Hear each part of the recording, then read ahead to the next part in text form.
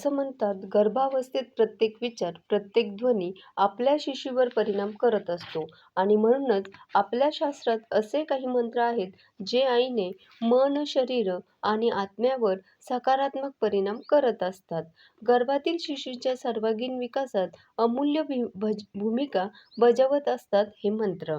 म्हणजे केवळ शब्द नाहीत, तर ते आहेत ऊर्जेचे कंपन, जे गर्भातील बाळाला संवेदनशीलता आणि चांगली स्मरणशक्ती, धैर्य, आत्मिक बल आणि भावनिक स्थैर्य देत असतात. पहिलं म्हणजे गणेश मंत्र. हे मंत्र बुद्धी आणि शुभ प्रारंभासाठी फायद्याचं आहे.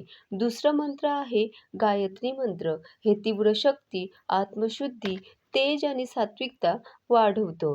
तिसरं आहे महालक्ष्मी जे मंत्र, जे सौंदर्य, माधुर्य आणि आनंददायी व्यक्तिमत्वासाठी फायद्याचं ठरतं.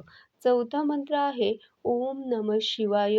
हे मंत्र मनातील चंचलता कमी करणारं शांती मंत्र आहे.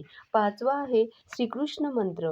हे मंत्र प्रेम, करुणा आणि सहजता यांचा संगम आहे. सहावा मंत्र आहे सरस्वती मंत्र. हे बुद्धी, वाणी आणि कलागुणांचा आशीर्वाद देतं. सातवा मंत्र आहे पुत्रप्राप्ती दुर्गा मंत्र.